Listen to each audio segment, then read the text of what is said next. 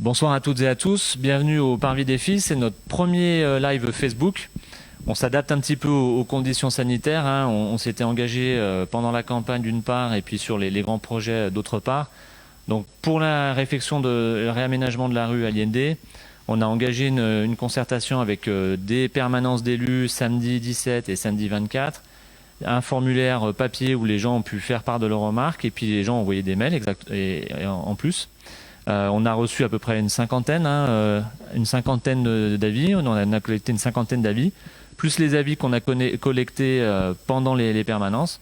C'était assez enrichissant, hein, ça confirme un peu ce qu'on s'était dit au niveau des orientations et puis des demandes des habitants. Donc ce soir, le but c'est de vous présenter le projet d'une manière un peu plus numérique et puis d'échanger. Donc vous pouvez poser vos questions via la page Facebook de la mairie sur laquelle vous êtes connecté et puis on y répondra en direct. En essayant d'apporter les explications les plus claires possibles. Bon, le réaménagement de la rue Allende, pourquoi ? Il y a des travaux de réseau eau assainissement qui étaient impératifs et qui étaient prévus depuis longue date. Nous, on a décidé de les engager rapidement, d'une part parce qu'il y a pas mal de subventions à toucher de la part de l'agence de l'eau et surtout, on avait très envie de réaménager cette rue. Et notamment au niveau de la surface et des aménagements de surface, et c'est ce qui nous amène ce soir à la discussion. On va y revenir plus en détail, je vais vous laisser les élus présents se présenter. Donc Annette Bordon, je suis adjointe à la proximité. Alain Roger, maire adjoint, chargé des finances et de la commande publique. Jean Fontaine, maire adjoint, chargé des infrastructures et des travaux. Très bien, merci. On va vous faire passer la petite présentation, une version numérique de la documentation qu'on a transmise par voie postale chez les habitants du haut de Chède et qui sont aussi consultables sur le site internet de la mairie. Et puis on pourra engager la discussion ensuite avec les différentes questions qui seront posées via la page Facebook.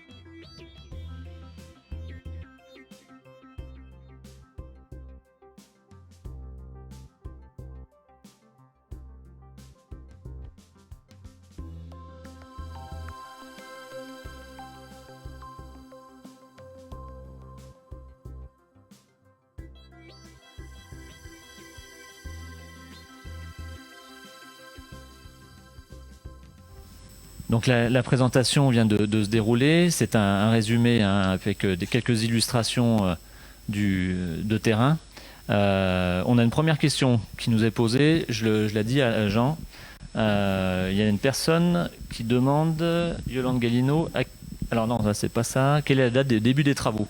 Alors c'est bien simple, on va déjà faire cette concertation, on va déjà écouter tout le monde, on va se mettre au point et on espère que les travaux pourront commencer cet automne, une fois que les subventions seront attribuées et que le projet est terminé et les modifications découlant de cette concertation pourront être intégrées au projet. Merci. Alors justement, il y a une autre question concernant la facture. Toujours Yolande Gallino qui nous demande à qui incombe la facture de la réalisation du séparatif chez le particulier. Alors Alain va peut-être répondre.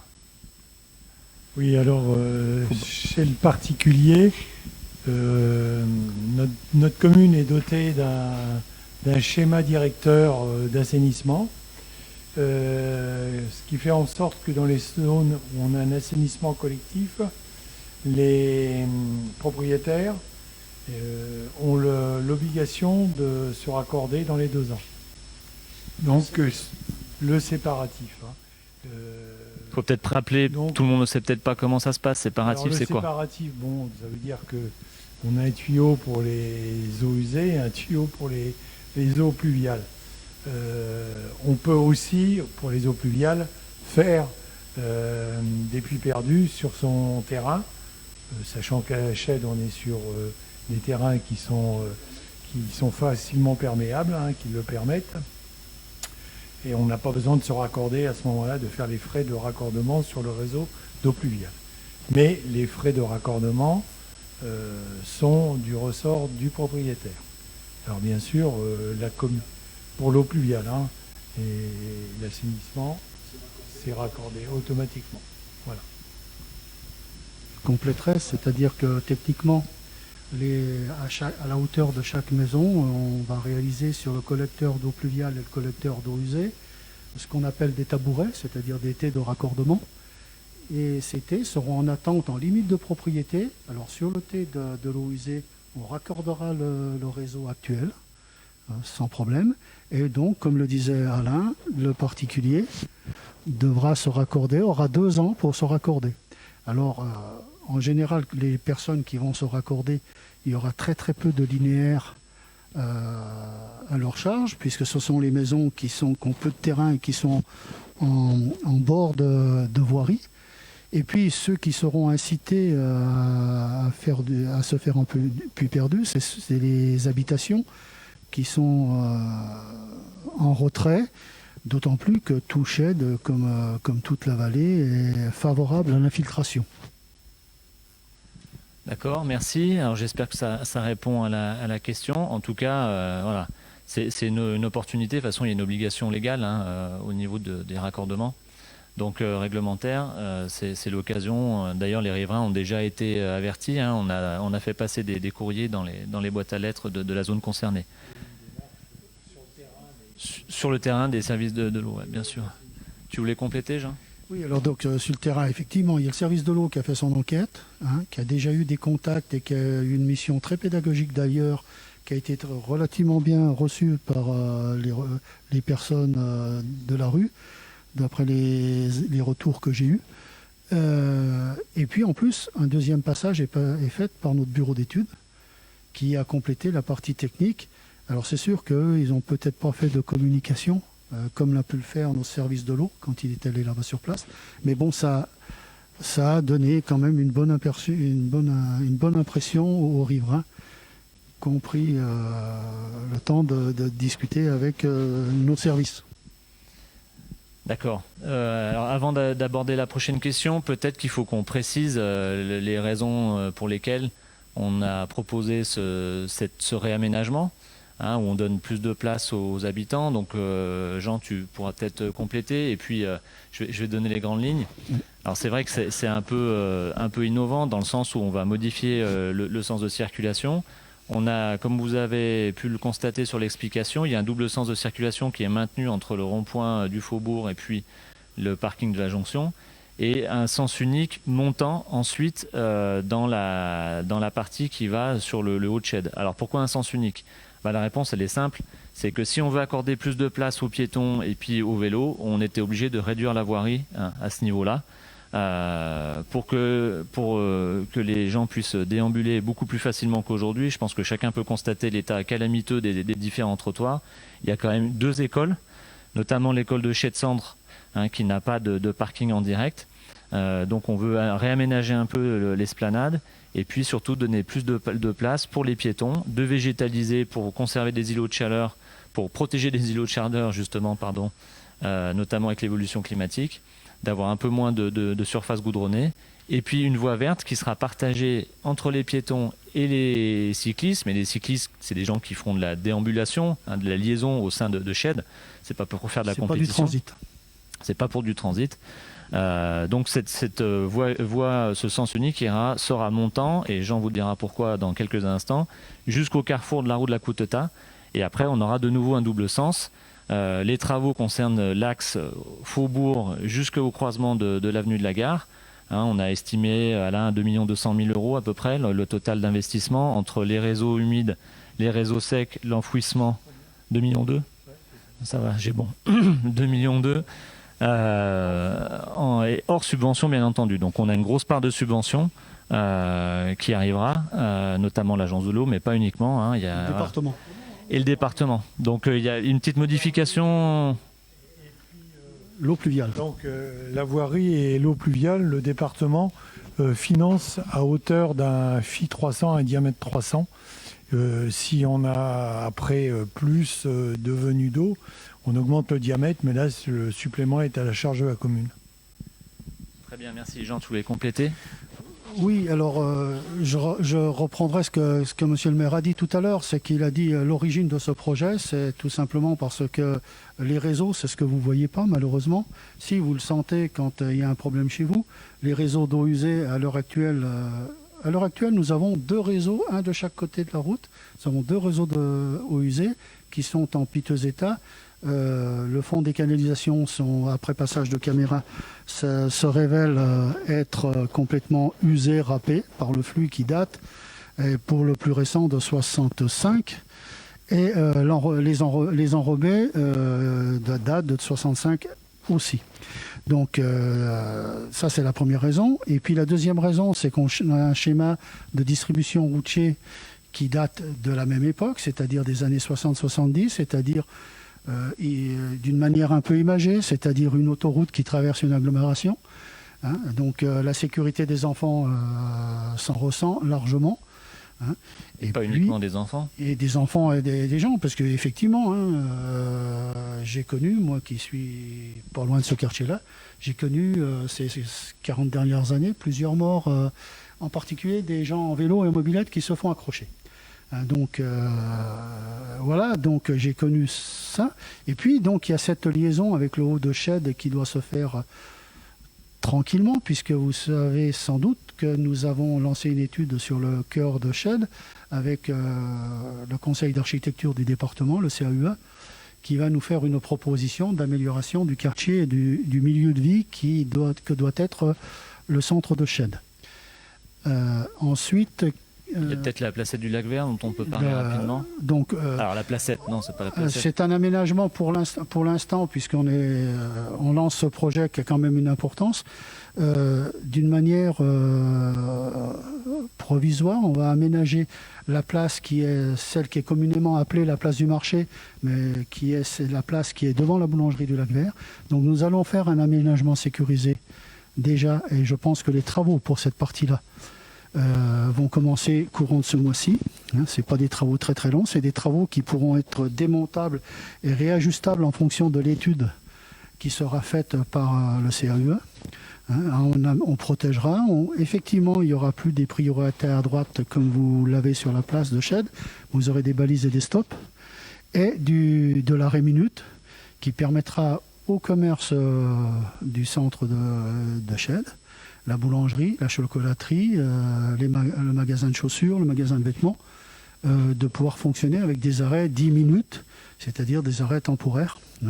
Voilà. Okay. On sortira les voitures ventouse, éventuellement aussi, puisqu'il y a aussi quelques voitures qui... Après, vous avez l'autre place un peu plus loin, la place de l'Abbé Berger, là où le marché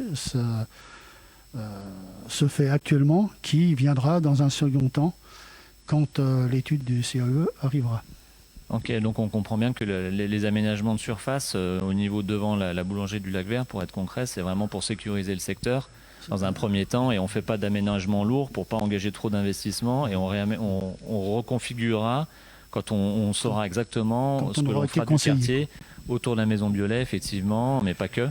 Quand on aura été conseillé par les bureaux d'études. Voilà, et puis qu'on aura surtout aussi, alors là il y a encore l'objet d'une concertation au mois de juin. Annette, je vais te laisser présenter les grandes lignes des remarques qui ont été faites par les habitants depuis 2 semaines, les grandes catégories de thèmes, et puis après on enchaînera avec les questions qui sont posées. J'en ai une qui vient d'arriver. Voilà, oui. Donc, on a eu une 50aine de contacts. Hein. En gros, vous n'allez pas être étonnés, les questions sont sur 4 thèmes principaux. Le problème du stationnement sur la rue Salvador Allende et la régulation du foncier. En plus, après, il y a le problème que pose le sens unique sur cette rue. Mais surtout, ce qui inquiète beaucoup de gens, c'est comment vont s'organiser les sens de circulation dans toutes les rues parallèles, rue de la Freille, rue de la Coutetaz, rue des Prémoulins, mais toutes les petites rues aussi qui traversent le quartier.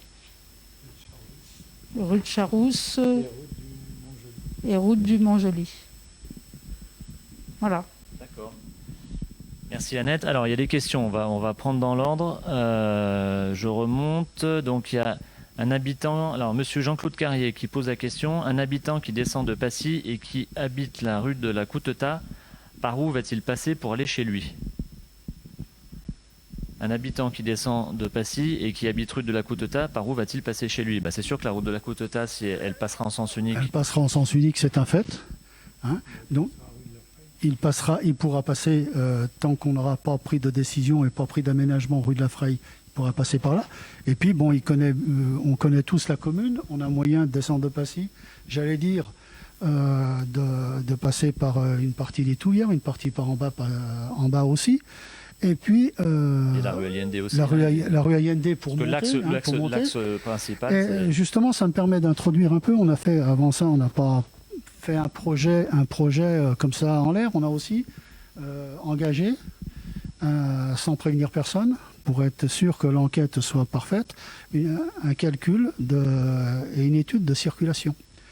Et j'en profite pour dire que, même à la surprise des gens comme moi qui sommes du quartier, j'allais dire, la surprise générale, c'est qu'aux heures de pointe du matin, comme aux heures de pointe du soir, l'essentiel des flux, c'est-à-dire 3/4 des flux, sont orientés dans le sens sud-nord, c'est dans le sens montant.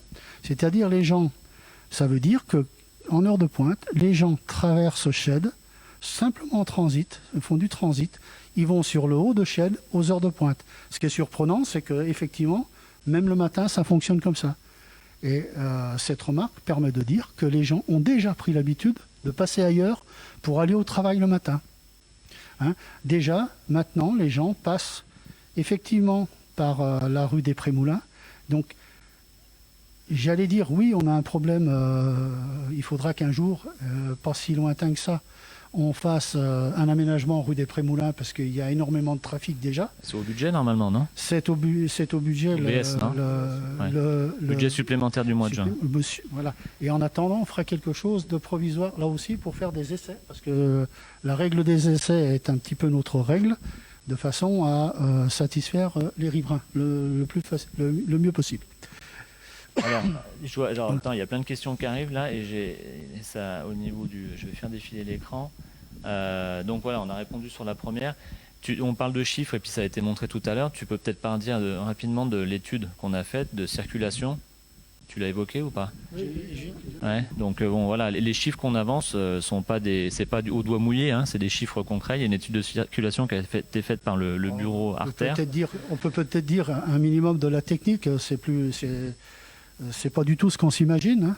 Alors, c'était pas de l'espionnite qui se faisait. Donc, à l'improviste, vous aviez à chaque entrée de secteur, on va dire à chaque bout de la rue Allende, y compris, si ma mémoire est bonne, côté gendarmerie, pour la rue de la Côte-Totale, des caméras, mais des caméras, pas de flicage, hein, pas de radar, des caméras qui enregistraient l'entrée de la voiture et la sortie de la voiture à l'autre bout, par la reconnaissance des plaques.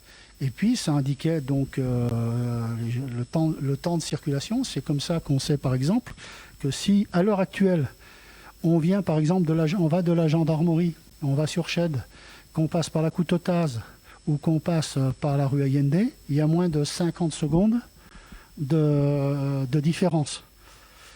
Et les 50 secondes, si ma mémoire est bonne, ils ne sont pas là où on croit, puisque la route de la Coutotaz, au moment où il y a beaucoup de stationnement, où il faut croiser, on va moins vite qu'on croit. C'est on travaille beaucoup sur les habitudes. Et puis ce comptage-là a été complété et j'allais dire vérifié par un comptage visuel d'agents sur place qui croisaient les informations. Alors, il y a une question sur la vitesse. Là. Voilà, de la même façon, dans la même étude de circulation, ce problème de vitesse, plusieurs personnes posent la question. Hein. C'est vrai qu'il y a un côté trompeur. Il y a quelques voitures qui roulent très très vite, mais les vitesses moyennes dans les rues du quartier sont inférieures aux 50 km/h. Donc effectivement, il y a quelques personnes qui sont inquiétantes, mais ce n'est pas la vitesse qui est le vrai problème dans le quartier. C'est comme partout, hein. Dans une enquête comme ça, on s'aperçoit que les vitesses, c'est le style de conduite qui influence notre impression quand on est au bord de la route. En général, c'est ça. Alors, parce que là, j'ai beaucoup d'affirmations, mais j'aimerais voir plus de questions. Alors, le problème, c'est que j'en ai vu tout à l'heure. J'ai 2 écrans, ça défile pas. Alors, pour la vitesse, en attendant qu'on retrouve les questions, pour la vitesse, justement, ce projet-là a un gros avantage, c'est que le visuel va être complètement changé, c'est-à-dire qu'il n'y aura plus qu'une seule voie, hein, avec des bordures de trottoir de chaque côté, donc de chaque côté, bordure de trottoir, plus végétation, plus place de stationnement, avant la partie qui fera environ 3 mètres de large, où il y aura une zone donc partagée entre les vélos et les piétons. Alors j'entends par là, hein, puisque j'ai eu la question samedi dernier lors des rendez-vous qu'on a fait sur Chède, il ne s'agit pas de faire passer les vélos de course comme on voit les randonneurs, les cyclotouristes, etc. C'est pas une course cycliste, c'est pas une autoroute à vélo qu'on fait, c'est une voie partagée, une voie verte. C'est-à-dire qu'elle est essentiellement faite, par exemple, je cite un exemple, une maman qui, son petit dernier l'emmène à la garderie avec la poussette et qui est accompagnée par ses aînés qui va amener ses enfants à l'école avec les petits vélos. Donc c'est pour ça qu'on parle un peu de déambulation. J'imagine aussi les personnes un peu plus âgées qui vont chercher leur journal en vélo tranquillement et puis qui reviennent tranquillement par le même itinéraire, qui vont acheter leur baguette.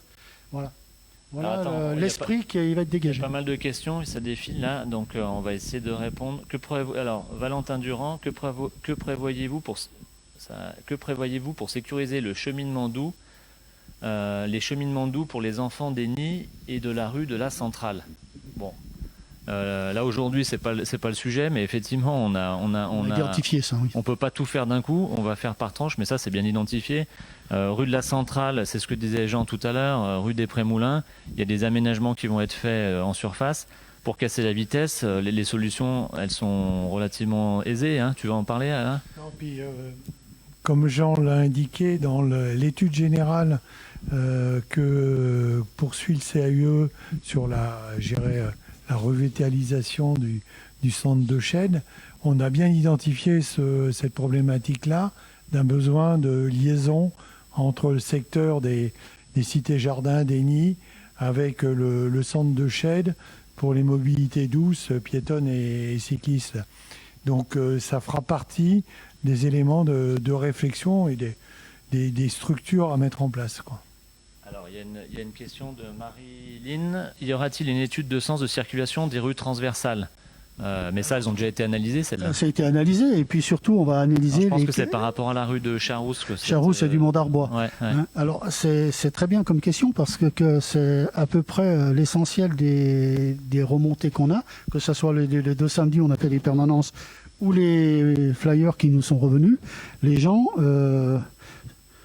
en fin de compte, sont à peu près de notre avis, c'est-à-dire qu'il faut ne pas mettre les flux sur ces rues-là, de les garder pour les riverains, et en particulier envisager, et il le faut d'ailleurs, à cause de la largeur de la voirie, il n'y a pas de trottoir dans ces rues-là, de faire du sens unique.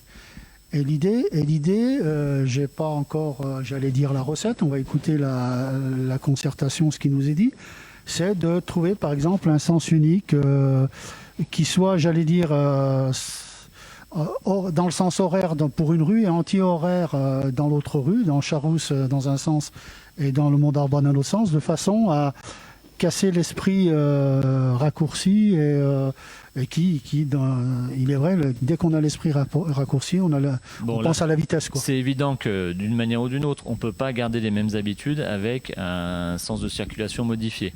L'objectif, c'est comme dans toutes les agglomérations et dans toutes les zones urbaines, on concentre les circulations automobiles sur les grands axes, type départemental.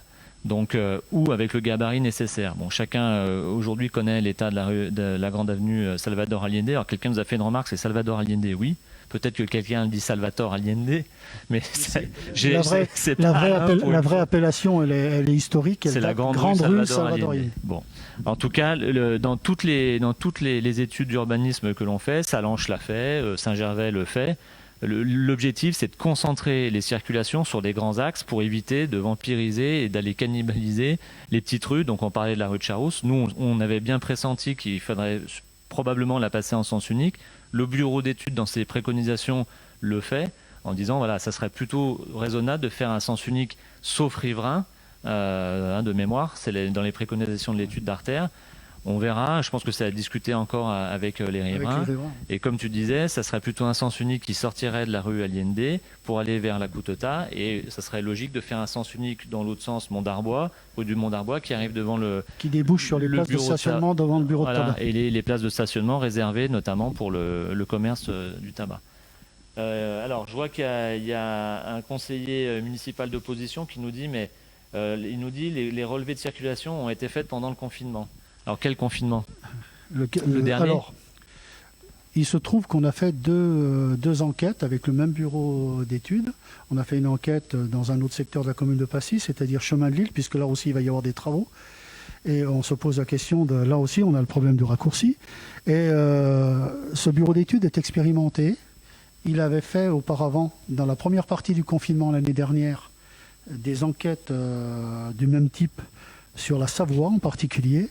Et même si le flux est légèrement inférieur en nombre de voitures, leur enquête montre qu'il y a peu d'incidence sur les rapports entre les flux, entre les différentes... De plus, dans leur modèle de calcul, c'est des critères qui en tiennent compte, comme ils tiennent compte des études de mercredi qu'il n'y a pas école, comme ils tiennent compte des jours fériés, pareil, ou des week-ends. Alors tout ça, ça rentre dans des modèles. Il y a un monsieur, Nati Mouche, qui nous dit pourquoi pas prendre conseil auprès des moniteurs d'auto-école qui pourront vous conseiller un peu plus. Oui, d'accord, mais dans les bureaux d'études, il y a des gens qui sont spécialisés sur les flux. Ils ont des logiciels d'analyse. Ils ont sur la réglementation voirie. Ils connaissent parfaitement la réglementation. La voirie, c'est une bonne idée, mais bon, là, on n'a pas fait ça en interne. On a justement demandé un cabinet externe pour avoir un œil neuf. C'est toujours important, parce qu'on a tous un peu nos habitudes et nos manières de voir. Donc, voilà. Si on concentre la circulation... par contre, c'est pareil, il faut nous poser des vraies questions, parce que si c'est des affirmations sans question, on ne peut pas répondre. Cipriani, Gabi, il faut absolument mettre la rue des Prémoulins à 50 km/h et surtout modifier le dos d'âne. Alors, je suis passé à la rue des Prémoulins cette semaine encore. Vous avez les deux tronçons qui sont déjà à 50 km/h et vous avez le tronçon central qui est effectivement à 70. Ça peut s'étudier. En parallèle, je tiens quand même à signaler qu'avec les services techniques j'envisage, j'ai demandé à nos services de regarder pour faire le système sens prioritaire, sens du type que vous avez rue de la centrale, pour aller au cimetière de Chênes, c'est-à-dire obligé de s'arrêter dans un sens pour laisser passer les voitures d'en face. J'ai demandé qu'on me fasse une proposition et un chiffrage de ces travaux provisoires, de façon à diviser, j'allais dire, en 3 tronçons, d'une manière provisoire, puisque on ne peut pas tout faire en même temps, faire en manière provisoire dès cet été, si c'est possible. Donc ça permettra de limiter les courses, y compris à l'heure actuelle les courses-poursuites ou les camions qui roulent trop vite dans la rue. On est bien conscient, donc certains riverains m'ont contacté. Donc, On a une autre question, Jean. Là, oui. Voilà, donc c'est Mel Fish qui pose comme... je vous lis la totalité de sa question. Les places de parking du rond-point du Faubourg au parking de la Jonction devraient toutes disparaître pour permettre la voie verte. Malheureusement, ces 9 places sont prises de façon constante toute la journée entre les riverains et les établissements médicaux. Que prévoyez-vous pour pallier à cela ? Je crains que les véhicules ne se garent sur le parking privé. Alors moi, j'ajoute que ce type de question, on l'a eu une bonne dizaine de fois. Alors les gens se connaissent, c'est la voiture de tel voisin qui ne rentre pas chez lui mais qui met devant mon portail, pour vous donner l'extrême. Le problème est remonté très très souvent. C'est vrai qu'on a été surpris, merci Annette, on a été surpris de ce type de demande, de remarques, des gens qui sont venus nous voir pendant les permanences en disant ouais c'est très bien parce que nous on en a marre, les gens se garent devant nos portails et on ne peut plus sortir de chez nous, alors notamment aux périodes de pointe pendant l'école, le matin 8h30 et surtout 16h30 le soir. Mais c'est vrai que c'est une remarque qui est venue de manière récurrente, donc ça permettrait de libérer quand même les accès de certains riverains de manière évidente. Après, on peut peut-être parler du projet, on est en négociation pour un parking supplémentaire. Oui, dans l'aménagement, bien sûr, il y a une réduction du nombre de places de parking sur le linéaire de toute la rue, la grande rue Salvador Allende, et il faut pouvoir compenser. Pour compenser, il y a une extension des places de parking qui est prévue sur le parking actuel près de la jonction, de l'école de la Jonction. Mais on est aussi en négociation pour pouvoir créer un nouveau parking au niveau de la salle paroissiale. D'une part sur les emplacements déjà existants, mais avec un terrain adjacent pour lequel on a une discussion en cours. Voilà. Donc on est bien sensibilisé à ce sujet et on va essayer de trouver une solution, satisfaisante pour avoir des emplacements de parking un peu répartis sur le linéaire de la grande rue. Alors il y a une question. Alors ce que je vais faire, c'est qu'on va alterner parce qu'on ne va pas répondre aux questions toujours des mêmes personnes. Là, il y a M. Pastéris qui pose une question, donc qui est conseiller d'opposition. Vos études ont-elles étudié l'impact du sens unique sur les commerces de la rue ? Baisse de chiffre d'affaires, fréquentation, etc. C'est une fausse affirmation parce que tous les endroits où on a fait des modifications de circulation pour favoriser les piétons ou carrément supprimer la circulation, ce qui n'est pas le cas à Chède, on a de bons exemples. Moi, je me rappelle de Salanches au début des années 80, quand on a fait le maire Viard, monsieur Viard a fait les rues semi-piétonnes, c'était la révolution. L'exemple le plus connu, c'est Grenoble, quand le centre-ville de Grenoble est passé en piéton complet, autour de Notre-Dame. Et on a des exemples plus proches, Saint-Gervais, Salanches plus récemment qui a étendu et qui a supprimé des voiries. Aujourd'hui, je pense que tout le monde peut constater l'impact positif de l'élargissement des trottoirs dans le centre de Salanches. Ça favorise la déambulation, ça favorise la fréquentation des commerces. Et aujourd'hui, à Chède, quand on va dans les commerces, on est sur des petits trottoirs et c'est vraiment pas confortable. Donc au contraire, le fait de favoriser les piétons et les modes doux, les cyclistes notamment, favorisons forcément le commerce. Les commerçants ont été concertés, on en a discuté avec eux, on les connaît bien, on est tous clients. Alors il y aura un impératif au niveau on nous a bien préconisé et c'est normal de bien signaler le sens de circulation pendant la durée des travaux. Les travaux vont se faire par tranche, c'est évident. On ne va pas tout faire d'un coup, et pour éviter de poser des problèmes au niveau des riverains. Donc il y aura un sens de circulation et un affichage aux différents endroits autour de Shed pour que les personnes puissent se rendre dans les commerces sans problème. Il ne faut pas préjuger. Ça fonctionnera, et aujourd'hui, je repense à Grenoble, plus personne ne veut aller faire marche arrière parce que tout le monde a compris que quand les gens peuvent marcher à pied tranquillement, eh ben, c'est plus de clientèle, ça c'est évident. Et puis, question de bon sens, hein, quand on regarde le sens qui a été choisi par le bureau d'études, si vous avez remarqué, vous êtes à Shed, vous voulez faire le circuit, et comme par hasard, vous descendez la Coutota, vous allez par exemple à la boulangerie en bas, c'est l'avenue du Coteau, vous êtes du bon côté de stationnement et vous remontez rue Allende et vous êtes aussi du bon côté de stationnement pour aller au bureau de tabac ou à la maison de la presse. Là, on a prévu 5 places de stationnement. Il y a un potentiel d'augmentation d'1 ou 2 places en fonction des mesures de places de parking plus ou moins longues. On a quelques décimètres à gagner d'un côté ou de l'autre. Et puis de l'autre côté, au niveau des commerces au carrefour de la rue de la Gare, là le problème il est déjà criard. Ce sont des commerces où il y a énormément de monde qui vont, mais le stationnement ils n'en ont pas à l'heure actuelle. Et donc vous aurez la possibilité de vous garer à 50 mètres d'un côté sur la place de la boulangerie et à 20 mètres de l'autre côté, parce que le parking de la Gare, tout le monde l'oublie, mais il existe. Et le parking de la Gare, on pourra, à moindre coût, lui donner une meilleure image, une meilleure vie. Alors moi, j'ai envie de compléter, parce que dans les questions qui sont posées, beaucoup parlent de l'école, et effectivement, c'est un gros problème pour nous, cette école, et c'est ce qui nous a fait laisser le double sens dans la partie basse, entre la jonction et le parking de la jonction, pour que les parents puissent venir en voiture du sud, poser leurs enfants et repartir sans faire tout le tour. Même si ce n'est pas bien grand, c'était plus simple. C'était notre volonté.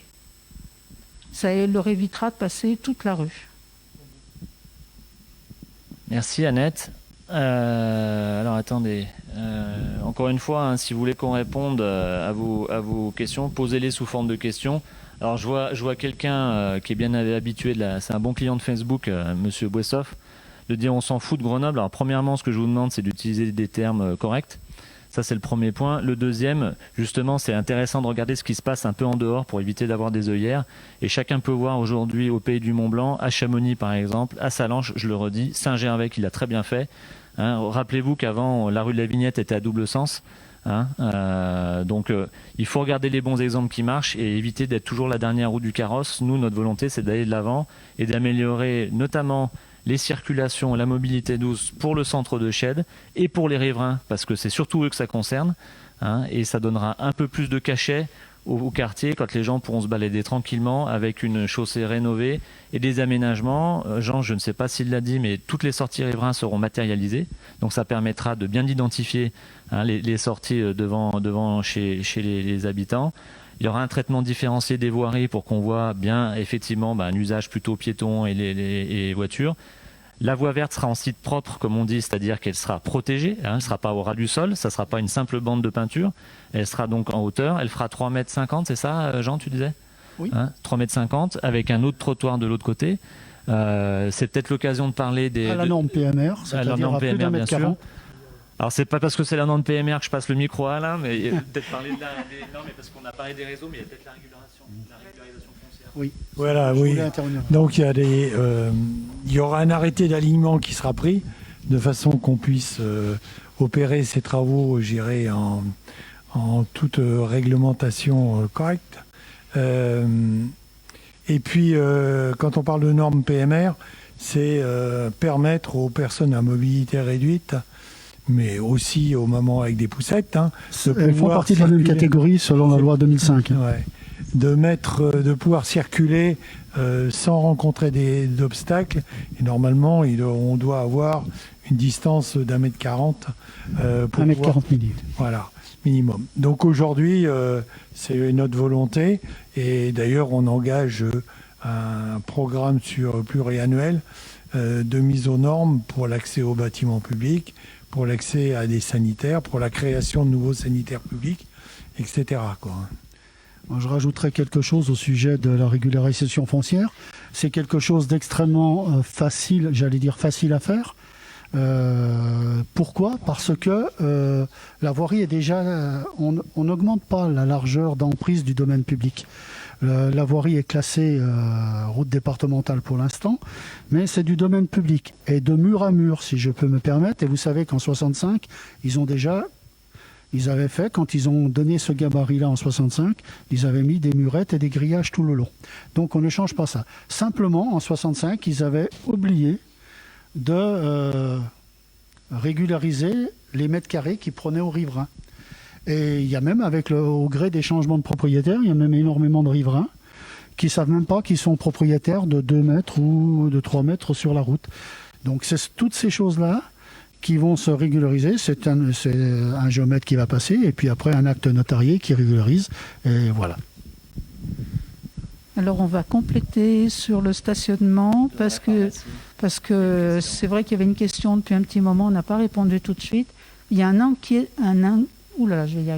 inquiétude pour les gens qui utilisent régulièrement ce stationnement. C'est un terrain privé devant la pharmacie. Il y a un kiné derrière, il y a les médecins. Donc de toute façon, la mairie n'intervient pas sur ce parking. Il n'y a pas de raison qu'il soit changé. C'est un terrain privé, de même que le parking qui est en face, au carrefour, pour ceux qui savent, aux anciennes puces savoyardes. Voilà. Donc ce sont des parkings privés. Voilà. Alors il y a quelqu'un qui pose une question. Donc tu as parlé tout à l'heure de l'extension potentielle du parking de Jonction, c'est ça ? Oui. Donc aujourd'hui on a du terrain derrière. Il y avait un terrain de sport qui a été démonté par l'ancienne équipe parce que c'est vrai qu'il y avait quelques soucis là-bas en termes de fréquentation. On a du potentiel d'agrandissement. On a un énorme potentiel là-bas. Dans ce secteur-là. On l'utilisera même pas tout, puisqu'on est propriétaire, la collectivité est propriétaire jusqu'au jardin de la gendarmerie.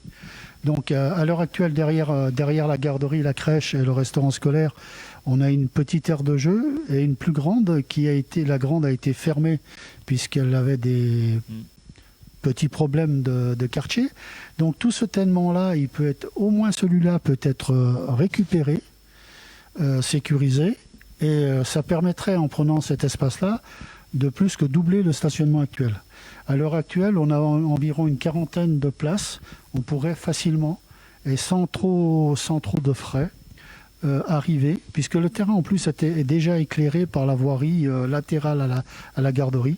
On pourrait, sans trop de frais, arriver à faire en tout, entre tout à la jonction, une centaine de places. Donc ça permet, je pense, aisément de faire du stationnement temporaire pour les gens qui déposent des enfants à l'école, et puis pour ceux qui vont dans les commerces, s'ils ne trouvent pas de place sur le commerce, devant le commerce, sur le parking privé. Il y a Alain qui est en train de voir, parce qu'on a tellement de questions là, on n'arrive pas à suivre en temps réel. Il y a une question sur le clou blanc, donc il va voir la question puis il nous rapportera. Est-ce que tu peux nous dire le comptage de places dans la rue qu'on avait fait? On avait une 50aine, c'est ça? Alors pas tout à fait, on avait et c'est là qu'il y a la subtilité. Par rapport à ce que disait Annette, on avait compté les places de stationnement, ce qui n'est pas du parking. Les places de stationnement, on en avait 48 si ma mémoire est bonne. Mais là-dedans, on avait les stationnements sauvages, hors case. C'est pour ça que maintenant, quand on a reporté ce qui était objectif, c'est-à-dire sans gêner les riverains, effectivement, on n'en a plus que 22. C'est pour ça qu'on se pose la question de faire des parkings à côté. Après, on s'aperçoit dans l'étude qu'énormément de riverains oublient, par commodité, d'ouvrir leur portail et de ranger les voitures, notamment le week-end. Il y a ce problème-là. Et puis, il y a un autre petit problème, mais pour 2 ou 3 cas dans la rue, des erreurs d'urbanisme, j'allais dire. C'est-à-dire que des permis d'aménager des anciens appartements, des anciennes maisons, où il y avait, dans les années 60 ou 70, quand ces maisons ont été construites, un appartement avec une famille de 4 personnes ou de 5 personnes, et puis on s'aperçoit que après travaux, on a 8 boîtes aux lettres. Et on s'aperçoit qu'à l'intérieur, il y a des fois que 4 places de parking ou 5 places de parking. Et comme on sait que malheureusement, ici, on est obligé de se déplacer en voiture beaucoup plus qu'en bus, puisque nous n'avons pas la compétence de transport en commun. Chacun a deux voitures minimum par foyer. Et pour le peu que ce soit une famille où il y a des ados ou des grands ados qui vont avoir 18 ans, ont une 3e voiture facilement. Alors, attends, on a d'autres questions là, merci Jean. Alors, il y en a une qui a été posée par Stéphanie Piedvin concernant le Clos Blanc, mais on l'a plus à l'écran, donc on va te demander de la reposer, Stéphanie. Et puis quand je vois ton mail par rapport au fait d'avoir fermé les jardins d'enfants, il n'y a plus de place pour les ados. Alors, et c'est antisocial. Alors, premièrement, les jardins d'enfants ne sont pas faits pour les ados. Et c'est le problème notamment à Jonction, où c'est effectivement les ados, parce qu'ils n'ont pas d'endroit où aller, qui sont régulièrement dans le secteur, qui posent des problèmes par rapport aux voisins. On a encore eu des cas récents. Et puis la raison pour laquelle on a fermé les jardins d'enfants, elle est simple. Ça, c'est pas d'être antisocial, c'est de surtout prévenir. Parce que sur des revêtements métalliques, c'est 48 heures la contamination au Covid-19. Donc on a tout à fait vu pendant le premier confinement les conséquences, et surtout sur le deuxième, des enfants et des parents qui laissent aller les enfants sans se nettoyer les mains avant ni après, et puis finalement être contaminés. Et comme on peut le voir là sur cette 3e vague, c'est que les enfants sont contaminés. Donc ça concerne, on le voit bien, on est obligé de fermer des classes. Donc il faut réfléchir un petit peu plus loin et pas rester simplement sur les faits. Il faut se projeter, et la responsabilité de la commune, c'est aussi de tenir compte et d'essayer de garantir des conditions décentes pour ses habitants. C'est la raison pour laquelle on a fermé aussi les jeux du plan d'eau, parce que pour avoir constaté à titre personnel le manque de prudence des utilisateurs, on ne pouvait pas laisser ça comme ça. Donc là, les mesures de déconfinement sont annoncées, il y aura un calendrier, on respectera tout à fait le calendrier. Et puis on a quand même une chance ici, contrairement à d'autres zones, d'autres grandes villes, parce que je vais reparler d'autres villes, il y a quand même la place pour s'amuser, notamment pour les ados, même s'il n'y a pas de spot encore. On va faire un City Stade qui débutera au mois de juin, normalement, livraison prévue juillet. On a des gros délais sur les matériaux, mais le City Stade d'Eny prendra place cette année là à Chède, et puis l'année prochaine, on fera le circuit de pump track au plateau d'Acier. Une question, je réponds vite fait. Annette, je passe le micro après, mais il y a un monsieur qui pose une question sur les fauteuils roulants. Donc, comme le disaient Jean et Alain tout à l'heure, les trottoirs sont aux normes PMR. Donc, quand on dit PMR, c'est personnes à mobilité réduite. Et moi, je connais une vieille dame. Comme la maman en poussette, comme les gens avec des béquilles quand exactement. Ils se font mal l'hiver. Mais j'ai un exemple d'une vieille dame bien connue de Chède, que je ne citerai pas, qui est en fauteuil roulant. Aujourd'hui, elle ne peut pas se déplacer. Elle habite la Grande Rue. Elle ne peut pas se déplacer vu l'état catastrophique des trottoirs. Je parle de la hauteur et du revêtement. Annette, tu voulais préciser, il y avait une question ? Alors moi, je me suis arrêtée sur la question à propos des poubelles d'Isabelle Gondolo, je crois que c'est ça. Alors effectivement, le problème, on le voit sur Facebook, avec carrément des gens qui déménagent en se débarrassant de leurs meubles à côté des poubelles. Donc, dans la réflexion qu'on a déjà, qui est en cours, c'est est-ce qu'il n'est pas plus judicieux par moment de ne pas mettre de poubelle officielle et de demander aux gens de ramener leurs détritus. Mais c'est une grosse question. Et on a cette question de civisme qui est posée à tout moment dans tout ce qu'on a reçu là. De la même façon pour les places de parking. Se prendre 1 minute pour aller se garer vers un commerce alors qu'on habite à une demi-minute à pied, moi personnellement ça me pose problème. Mais je pense qu'on est le plus grand nombre à avoir cet avis-là. D'où l'intérêt, je pense, d'avoir toute une période intermédiaire où on fera des essais, et pas des essais sur 2 ou 3 jours. Ça me paraît fondamental. Merci Annette. Alors c'est vrai qu'on nous a signalé des problèmes de dépôts sauvages vers les Molocs. Alors le problème c'est que en général, en plus là récemment c'était dans le quartier d'Eny, c'est juste à côté de la déchetterie. Donc c'est vraiment un incivisme patent et c'est vraiment dommage. Donc les gens, il faut qu'ils se disciplinent parce qu'on passera peut-être à des moyens beaucoup plus coercitifs à l'avenir si ils ne font pas davantage de civisme. Alors c'est pas la majorité, mais il suffit d'1 ou 2 personnes pour que ça pourrisse un peu le quartier. Et c'est vraiment un manque de respect, notamment pour les habitants proches. Alors j'ai vu qu'Alain, il avait récupéré la question sur le Clos Blanc. Alors, vas-y. Ah oui, bah attends, avance là, avance là. Non, mais je sais pas si c'est le bon plan. Non, mais de déplacer la fin. T'es devant la caméra, viens là. De déplacer la fin du double sens. De déplacer la fin du double sens un petit peu plus loin pour pouvoir. Non, pour pouvoir accéder au clos blanc et en ressortir dans les deux sens. Voilà. Alors, j'ai la réponse qui me vient du bureau d'études. Quand on voit l'impasse du Clos Blanc, alors je rappelle quand même que le Clos Blanc, c'est une impasse privée. C'est une impasse privée qui a 300 mètres de long, je crois, hein, et qui est pile au mauvais endroit, j'allais dire, parce qu'elle est juste en face de la zone j'allais dire, d'accès à l'école, du portail de l'école. Voilà. Donc, et puis, de faire le demi-tour là, pour les gens qui s'engageraient puis qui voudraient repartir sur le sud, ils seraient obligés effectivement de remonter jusqu'en haut de la rue.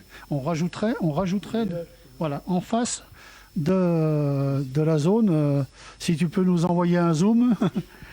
Il y a le zoom. Bon, d'accord. Hein, voilà. Donc, voilà. Donc, on est pile en face de la zone, j'allais dire, d'entrée de l'école et de zone un petit peu où on mettra des bancs pour que les mamans, les papas aussi, hein, pas que les mamans, on a l'habitude de dire les mamans, et les grands-parents, oui, merci, puissent aller emmener et récupérer les enfants ou les petits-enfants. Hein, et donc je disais qu'en plus, si on montait jusqu'à ce niveau-là, on n'a pas de zone de retournement pour les gens. C'est ça le principal donc là, problème. pour le coup, on obligerait les gens à faire des kilomètres en plus. Et c'est pas dans l'objectif. Hein. Donc, non, mais c'est sûr qu'il y a des tout n'est pas parfait, mais il y a des aspects négatifs pour certains riverains, ça c'est évident. Mais la somme des aspects négatifs ne l'emporte pas sur la somme des avantages pour le quartier. Hein, ça c'est sûr. Après, sur les temps de parcours, le bureau d'études les a bien chiffrés. Hein, c'est tout à fait marginal par rapport au temps perdu entre guillemets. Et puis ce qu'on peut être en droit d'espérer, c'est que justement, en améliorant la fluidité pour les piétons, qu'on ne prenne plus forcément sa voiture pour aller à la boulangerie ou au marchand de journaux, et puis que ça soit quand même beaucoup plus agréable. Le marché, c'est bon pour la santé quand même, hein, d'aller chercher son pain à pied, et puis c'est l'occasion aussi de rencontrer les collègues du quartier, ce qui n'est pas négligeable non plus. Alors je prends la parole et j'ajouterais qu'en faisant l'effort de végétaliser, pas n'importe comment, parce qu'il ne faut pas oublier qu'il y a les réseaux en sous-sol, hein, mais mettre des végétaux un peu partout pour que la température soit plus agréable, pour que le milieu soit plus agréable, c'est aussi pour que les gens puissent se promener à pied plus facilement. Alain, il y avait une question sur la durée des travaux, tu peux expliquer grosso modo ? Oui, les travaux vont bien sûr se faire par tranche. Hein. On ne va pas mettre toute la rue en chantier en même temps. Mais il faut le raconter, 18 mois de travaux. Hein. Donc, il faudra que les riverains s'arment un peu de patience, parce que la perturbation durera un certain temps. Bon, comme tu le disais, pour le moment, on n'a pas le phasage exact du bureau d'études, mais je pense qu'on expliquera, on informera. En fin de compte, ça sera un chantier itinérant, puisqu'on va commencer par les réseaux. En particulier, avant l'hiver prochain, on va commencer par les réseaux. Donc petit à petit, on va faire ça, comme on dit, à l'avancement. Hein. Les réseaux humides, j'entends, puisque nous faisons aussi l'enfouissement des réseaux secs et électriques et téléphones. Pour ceux qui connaissent bien la rue, vous savez combien il y a de fils là. Donc il y en a pas mal. Hein.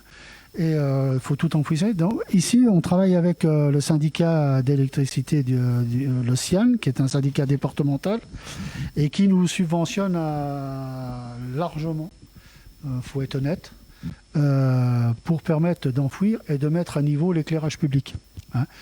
Donc, effectivement, il y aura l'impression d'avoir deux chantiers différents, même si c'est la même opération.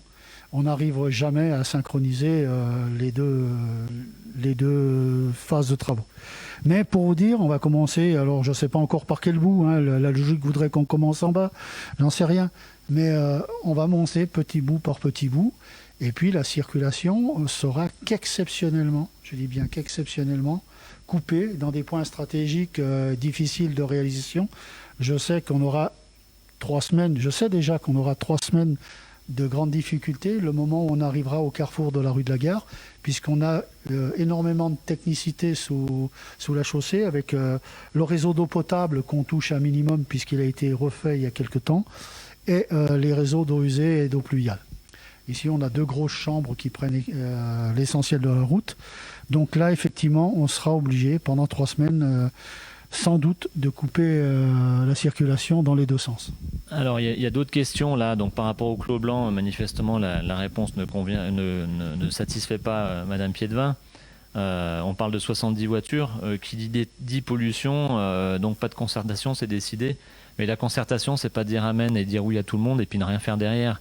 Donc, il y a une base de projet aujourd'hui. On essaie de faire des aménagements autant que faire se peut, notamment par rapport aux 2 sens de circulation. Mais on ne va pas remettre en cause la globalité du projet de la Grande Rue Allende, qui est quand même assez unanimement reconnu et salué. Il y a quand même pas mal des gens qui sont venus nous voir pour nous dire mais ce que vous faites, votre projet, c'est super. Parce qu'effectivement, il y a une copropriété qui va être un peu plus impactée et encore de faire un petit détour de quelques centaines de mètres. Ce n'est pas à la hauteur de l'enjeu. Aujourd'hui, on a la volonté de mener un chantier ambitieux pour le seul bénéfice des habitants du quartier de Chède. Et vous verrez qu'au bout de quelques mois, quelques années, ça sera rentré dans les mœurs. Mais il y a toujours un peu d'inertie face au changement, c'est normal. Mais il est tellement plus facile de ne rien faire. Mais nous, ce n'est pas notre volonté, on n'a pas été élus pour ne rien faire. Alors, on me dit une autre question. Quels sont les aménagements prévus pour la rue de la Coutettat qui va se retrouver, elle aussi, va-t-elle se retrouver en sens unique? Oui, dans le schéma de circulation qui est envisagé, la rue de la Coutettat se retrouvera en sens unique. Et elle aura des aménagements qui permettra de garder d'une part du parking, alors avec un rétrécissement de la voie de circulation pour casser la vitesse, pour maîtriser la vitesse. Mais parallèlement à ça, ça concerne la route de la Coutettat à peu près sur 200 mètres, mais aussi toute la rue de la Freille, de l'autre côté. Il y aura des aménagements qui seront faits sur les bords de l'Ugine, dans le cadre de la prévention des risques d'inondation. Donc on va marier ces travaux-là, c'est notre volonté, avec notre volonté de développer la mobilité. Le masque douce. Le masque avec la volonté de développer la mobilité douce. Voilà, et puis par rapport à l'Ugine, à l'utilisation de l'Ugine. Alors c'est vrai que ce sont des travaux qui vont être un petit peu décalés parce que, encore une fois, tout ne peut pas se faire Et ça sera un peu aussi, pendant ces travaux, vu qu'on fait la route de la Coutettat, elle sera, j'allais dire, expérimentale pendant les travaux, puisqu'on ne fait pas les travaux définitifs en même temps, pour des raisons budgétaires. Ça permettra de faire vraiment de l'expérimentation, mais de la vraie expérimentation. C'est-à-dire faire... moi, j'ai un riverain qui nous a interpellés en disant rue de la Freille, sous pas le mandat précédent, mais le mandat encore avant, a été fait une expérience de sens unique, mais il a duré 3 jours parce que certains rouspétaient. Eh bien, c'est pas la méthode qu'on va prendre. Tant pis si on se fait envoyer sur les roses, je vais dire ça comme ça, mais on fera des expérimentations, on les poussera à fond et on les essayera suffisamment de temps et on écoutera dans la concertation, puisque je vous rappelle quand même que là on fait une concertation pour la rue Allende, c'est la première, mais d'ici les travaux on en fera d'autres. On fera un suivi de quartier et on en fera pour les autres quartiers de la commune si on s'était engagé. Voilà. Oui, alors, excusez un peu pour l'interruption là, du son. Oui, je disais que dans le cas de la prévention des inondations, le SM3A travaille sur l'Ugine aussi. Et donc, il y aura l'endiguement à reprendre et à mettre à niveau. Et on va en profiter pour faire des aménagements qui soient compatibles avec la mobilité douce et dans ces deux rues, Couteautaz et la Freille, sachant que sur la Freille, comme l'a dit Jean, il y aura des essais aussi pour un sens de circulation.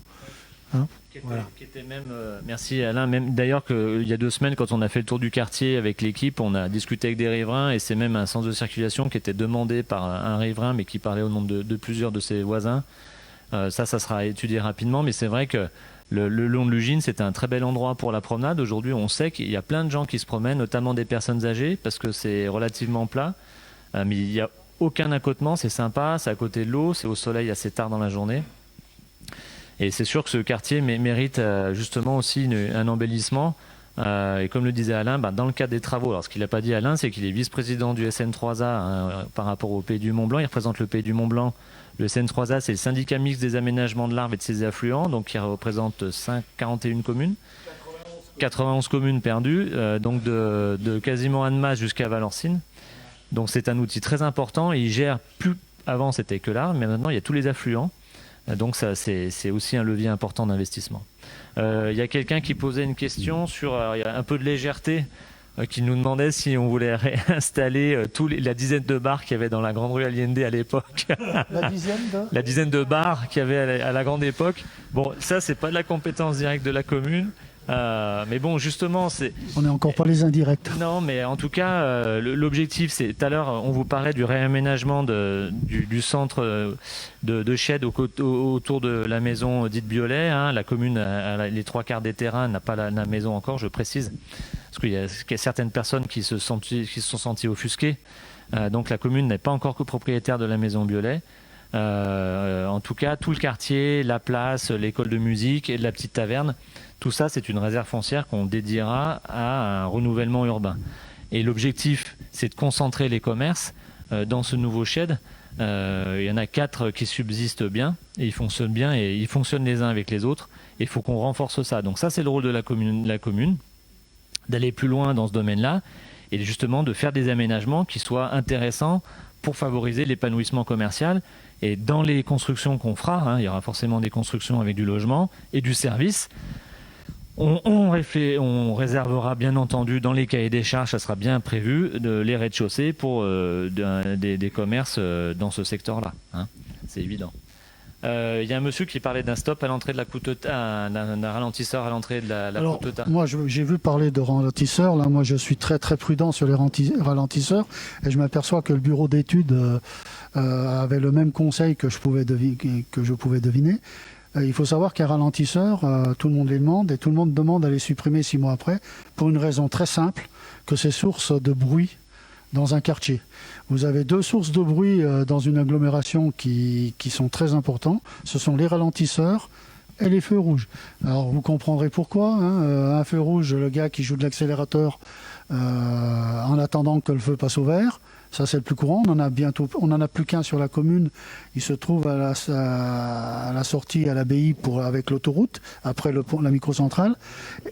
Et il n'y a pas d'habitants trop près. Et puis, les ralentisseurs, vous savez tous, je donne l'exemple. J'ai encore un courrier cette semaine qui est arrivé d'une personne qui avait une voiture un peu de sport et qui nous disait, par exemple, chemin de la Pérouse, les ralentisseurs, je me fais avoir à tous les coups, je plante une savonnette, quand je me fais surprendre parce que même s'il y a une signalisation, je tape le carter et après je suis énervé, j'accélère et conclusion, ceux qui payent, ce sont les riverains qui en pleine nuit sont dérangés.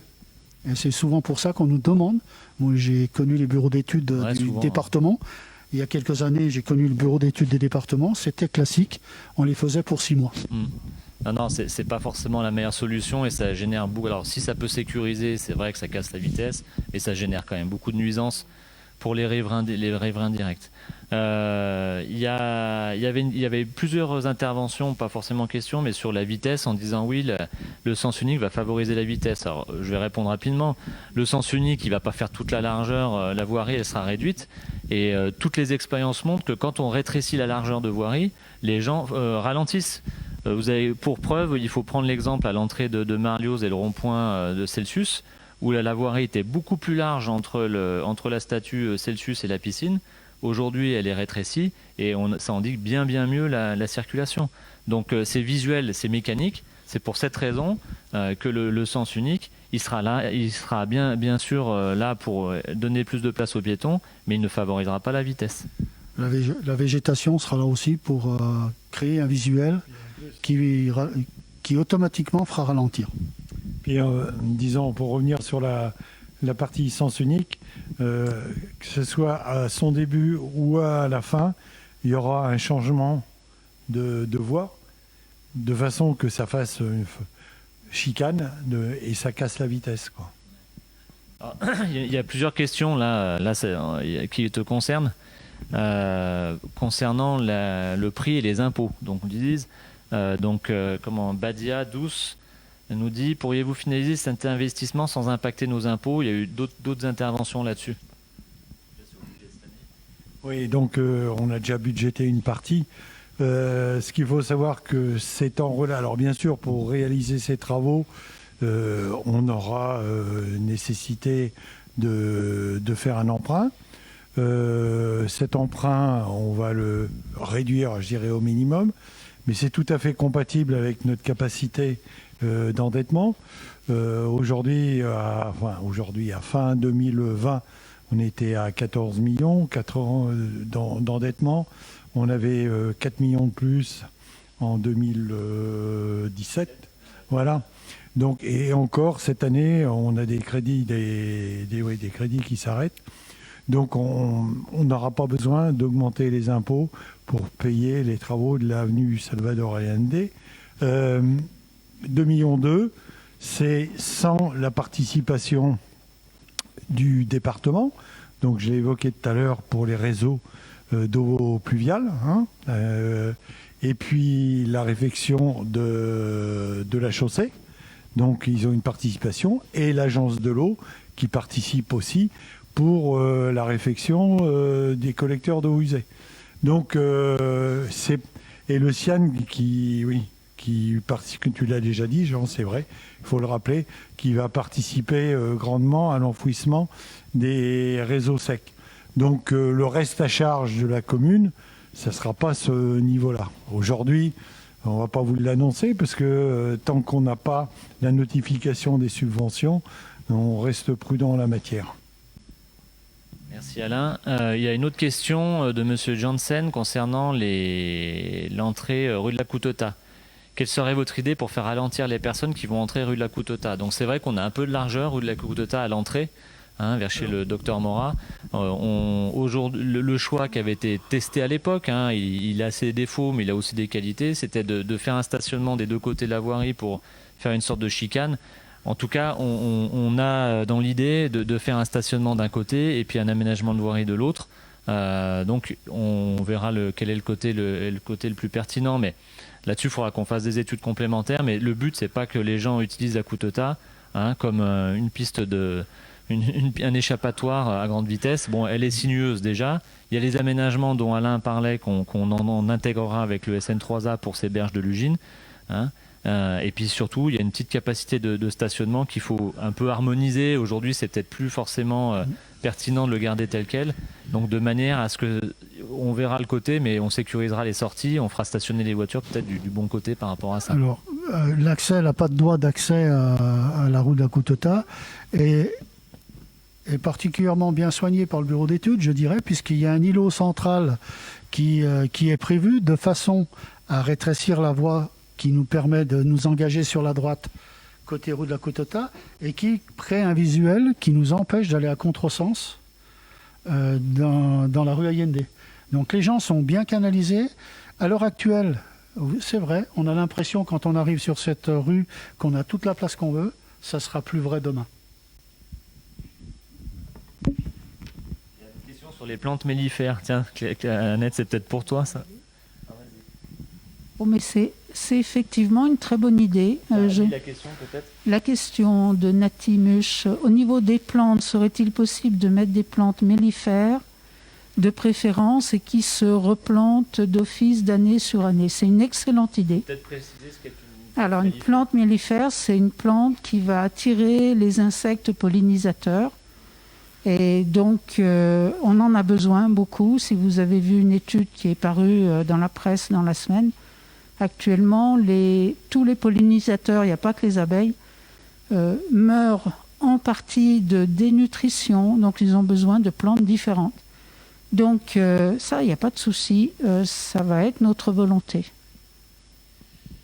Merci Annette. Alors comme le précisait Jean tout à l'heure, c'est que, attends, mettez-vous là parce que vous allez sortir du cadre.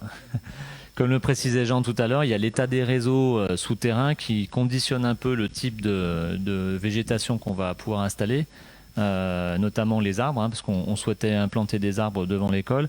Après, il y a des plantes plus rases, on n'est pas obligé de... Mais avec des réseaux souterrains, il faut tenir compte de ça. Bon, il y a possibilité de mettre dans des bacs aussi, il y a plein de choses qui existent. Donc en tout cas, on va essayer de mêler l'aménagement à la fois pour l'usage, mais aussi par rapport au cadre de vie. Et puis si en plus on peut faire... Pardon ? J'ai parlé du stage ? Non, mais moi je ne pas. Ah, d'accord. Non, mais il y a une dimension qu'il ne faut pas oublier, c'est la viabilité hivernale. Exact. Donc on ne peut pas...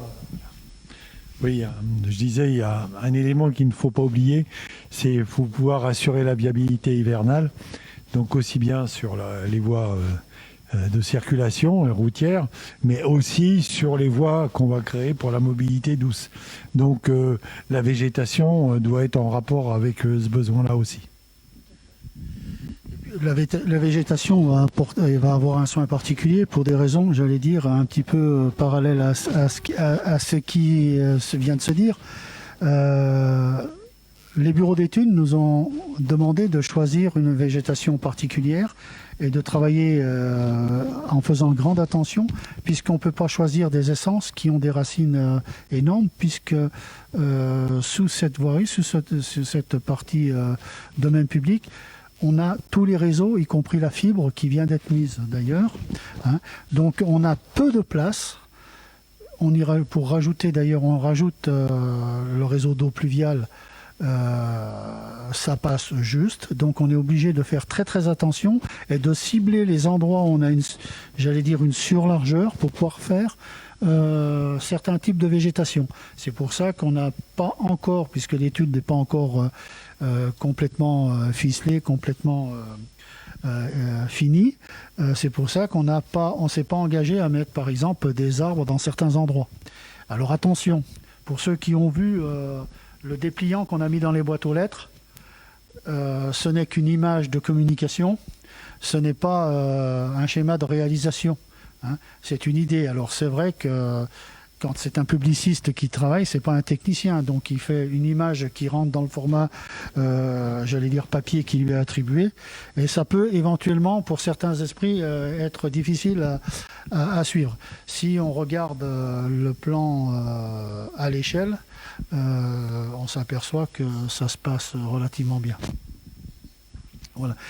Alors, je vois là, puisque monsieur le maire est passé en régie, je vois qu'il y a beaucoup de gens, et ça c'est intéressant de le dire, un petit peu comme lors de nos concertations en rendez-vous, les 2 samedis précédents, il y a énormément de gens, je vois sur les informations, qui nous encouragent, et qui, fin de compte, ont des questions, on en a répondu à quelques-unes, qui sont des questions d'information, qui sont pas forcément des avis négatifs, et ça c'est encourageant pour nous. Et d'autant plus que par rapport aux questions qu'on a reçues par écrit, c'est à peu près le même esprit qui arrive. Voilà. Ok, donc je regardais un peu les questions qui nous restaient à répondre. Bon, il y a beaucoup d'interventions, on vous en remercie. Il y avait une question concernant, grosso modo, qu'avez-vous retenu des suggestions qui ont été faites par les riverains dans le projet, Donc on a parlé tout à l'heure du sens unique. On l'a sur le plan qu'on a distribué dans les boîtes à lettres, le sens unique pour rue de Charousse. On n'avait pas indiqué que c'était un sens unique. On l'avait un peu pressenti, mais ça a été confirmé par les habitants. Donc aujourd'hui, ça confirme ce que préconisait aussi le bureau d'études. Donc la rue de Charousse, il y a des chances qu'on la passe en sens unique, sauf riverain. Alors quelqu'un fait la remarque, c'est pas réglementaire, c'est pas légal. Bon, ceux qui voudront jouer au procédurier. Ils verront avec la police municipale et puis le tribunal. Je pense que les riverains seront assez vigilants aussi également là-dessus. Il y a des remarques qui avaient été faites concernant l'emplacement de certaines places de parking. On est allé voir sur le terrain. On se donne un peu d'air, Jean, peut-être vers le tabac. Le tabac, je suis par rapport à l'étude, je sais que on peut, en jouant sur la dimension des cases, puisque en fin de compte, le stationnement qu'on laisse, c'est de l'arrêt minute pour favoriser le commerce, entre parenthèses. On va au bureau de tabac pour acheter son tabac, ses journaux, mais on n'y va pas pour y passer la journée, ni faire un rassemblement. Donc ces places, on peut gagner, je pense qu'on peut gagner, il y en a 2 plus 3, on peut facilement, sur les 20 mètres ou 30 mètres, on peut en gagner facilement 2. Non, mais donc 5 plus 2. C'est sûr que c'est des places temporaires. De toute façon, elles seront zonées, je pense. De toute façon, ça sera du bleu. Ça sera de la zone bleue. Et effectivement, c'est des commerces où on s'arrête pas forcément très longtemps. C'est pas comme un restaurant. Donc voilà. Et puis, je le rappelle, moi, à titre personnel, je vais souvent me garer au niveau de la gare. Le parking est communal, au passage. Donc, il n'y a pas de souci. Chacun peut venir s'y garer temporairement. Et pour aller dans les commerces, que ce soit la maison de la presse, le fil magique ou le petit montagnard, la boulangerie, voire la chocolaterie, c'est quand même pas très très loin, quoi. Donc là-dessus, il faut pas faire un blocage. Encore une fois, l'idée c'est de donner un peu plus de vie à Shed, donner de la place aux piétons et puis de faire vivre les commerces qui résistent et qui s'en sortent pas trop mal quand même. Malgré le confinement, c'est pas toujours facile pour eux d'ailleurs. J'en profite pour parler d'un autre sujet. On avait parlé l'année dernière dans le magazine municipal de l'opération Coup de pouce. On va faire des chèques par rapport au soutien aux commerces locaux. Donc la commune va distribuer ces bons. C'est plutôt des bons. Des bons d'achat au niveau des commerces de la commune qui ont souhaité réaliser l'opération. On attendait un petit peu parce qu'il y avait beaucoup de restaurants, de restaurateurs notamment, beaucoup de commerces du domaine café, hôtel, restaurant. Donc on ne voulait pas les léser. En tout cas, on la lancera prochainement, courant mai. On a eu des dates un peu plus précises au niveau des ouvertures. Donc et bien sûr, on avait dit qu'elle durerait l'année 2021. Là, on prolongera. Les commerçants enverront leur facture à la mairie en échange de la copie des bons. Et puis, on procédera de la sorte. En tout cas, l'idée, c'est bien d'amener de la vie, faciliter la circulation piétonne dans les espaces de Shed, et puis surtout de faire en sorte que ça puisse aussi convenir au commerce. Je regarde rapidement. Alain, tu voulais ajouter quelque chose? Tu regardes les questions? Alors là, ça c'est le dimensionnement du puits perdu. Donc il y a le service des eaux qui a répondu en direct, donc je ne vais pas y revenir. Que dit? Là, c'est des remarques. Là, il y a des remerciements. Merci. C'est sympa. Il est légitime de se préoccuper du devenir de la rue et de ses intérêts, mais cela reste un beau projet pour Shed. Merci. Merci à vous. En tout cas, c'est avec vous qu'on veut le construire. Nous, on est réalistes. On n'est pas en train de raconter des blagues et dire on tiendra compte de l'avis de tout le monde. C'est pas possible. C'est pas un référendum. Donc, on tient compte de la majorité des avis. S'il y a des grosses remarques, là, on va analyser les derniers mails qu'on a reçus. On a encore reçu aujourd'hui des contributions papier. Et puis on fera bien entendu les corrections s'il y a des gros loupés. On a pu rassurer pas mal de riverains sur le terrain, Jean. Oui, parce que la lecture des plans, c'est pas toujours facile pour tout le monde. C'est un métier aussi. Donc des gens qui croyaient pouvoir plus rentrer chez eux, en se déplaçant, on a pu leur montrer sur place que en fin de compte, ils avaient peut-être plus de place qu'à l'heure actuelle pour sortir de chez eux. Et puis, à la même occasion, on a eu des riverains qui nous ont dit « Tiens, on vous changeait la rue, j'en profiterai pour changer mon entrée et mon accès à ma maison. » On a eu aussi ce cas-là. Donc, ça prouve qu'on a été bien reçus avec ce projet-là, et que les gens participent. On en tiendra compte, comme disait Monsieur le maire, on en tiendra compte, je rajouterai le plus technique, en tenant compte, bien sûr, des possibilités techniques et du code de la route, de la réglementation. Il y a des choses dans un autre domaine aussi. On parle des personnes à mobilité réduite. on n'a plus le droit de faire, depuis 2005, on n'a plus le droit de faire n'importe quoi. Et les trottoirs de moins d'1,40 m, on n'a plus le droit. Voilà. On a une question, Jean, Alain, Ouais. pour répondre. Sur une question de Daniel Dumas sur l'éclairage public, en demandant si elles peuvent être solaires. Alors c'est vrai que ça existe. Les installations, je dirais, se font point par point. Alors on le réserve à des endroits isolés. Donc on va avoir le cas, on va en installer 2 cette année, un au Pat et l'autre oui, sur la route du plateau, et l'autre je me souviens plus. Mais les deux, ils sont pas loin. Mais c'est des installations, je dirais, quand même onéreuses. Donc la réfection ou la rénovation ou la mise en place d'un réseau d'éclairage public neuf se fait à partir de luminaires à base de LED et sur lesquels ils sont programmés individuellement, où on fait des abaissements de luminosité jusqu'à 60%. Donc de consommation entre 30 et 50% en fonction de l'usage de la voirie. Mais c'est la solution, je dirais, la plus économique et puis en termes d'efficacité pour la collectivité. Donc on a un programme de remplacement. On a plus de 1800 points lumineux sur la commune. On va remplacer environ 250 points lumineux cette année. Et on va continuer, ça a déjà été entrepris sous le mandat précédent, et on va continuer dans les années qui viennent.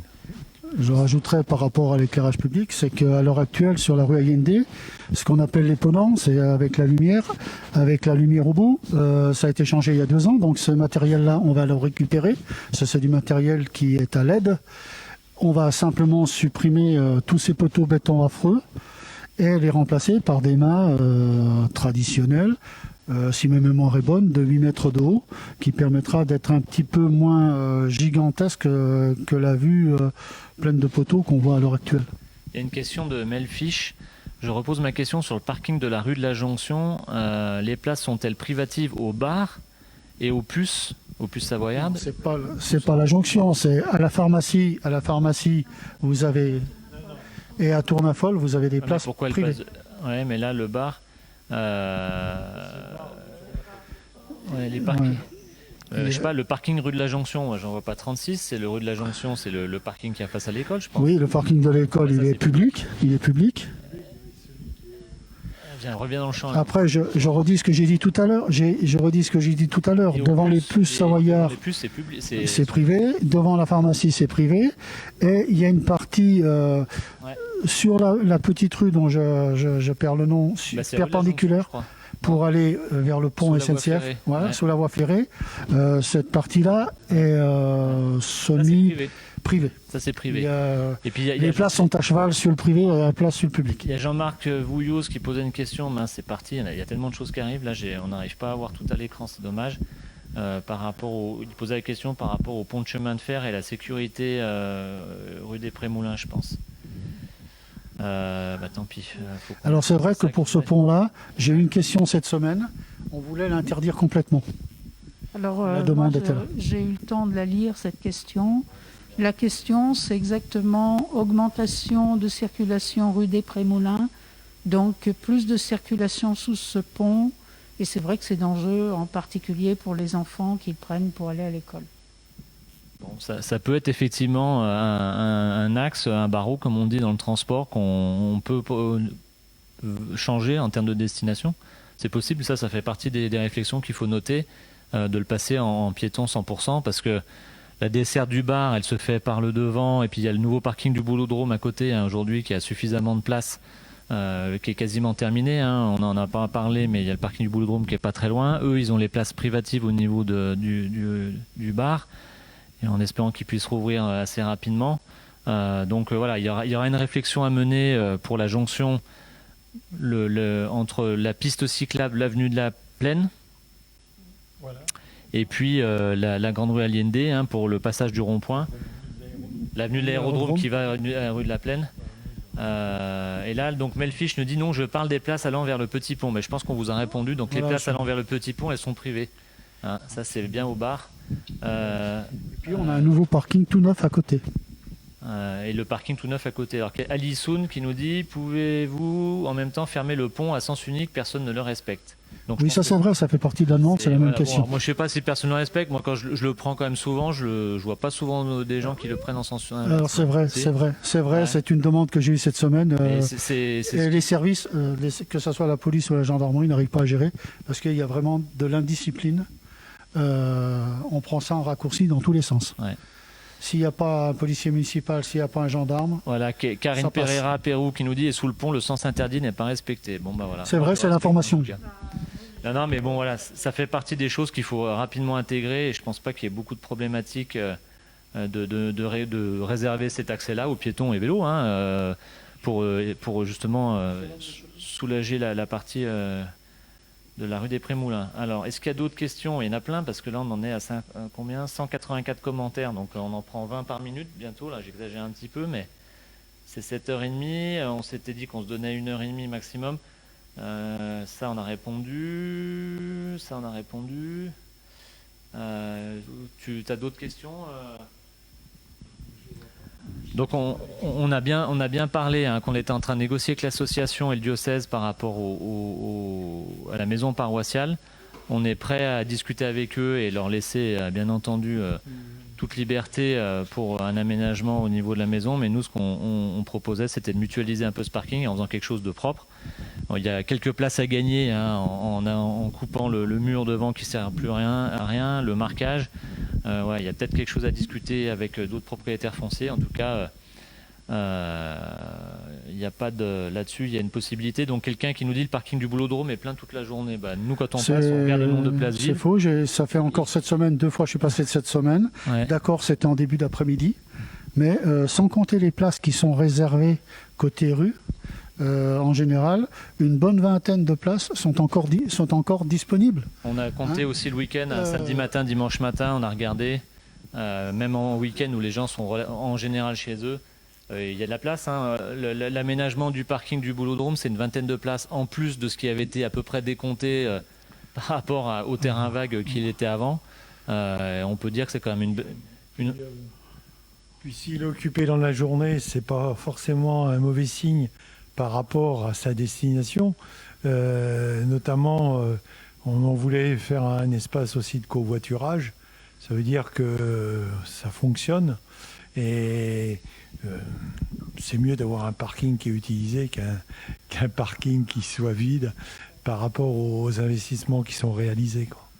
Par rapport, Alain, aux derniers aménagements, je sais que ça te tenait à cœur au niveau de l'abri à vélo. Vous avez les délais, est-ce qu'il y a un peu de délai de livraison? Là, on a le problème Covid des livraisons. Ouais, on aura ça, je dirais, pour l'été, quoi. Je ne vais pas donner une date précise, mais comme on veut en faire on l'a destiné comme étant un parking multifonction, multimodal. Si les gens viennent rencontrer des collègues pour partir au boulot ensemble et qu'ils veulent venir en vélo, il faut qu'ils puissent poser leur vélo d'une façon sécurisée et abritée.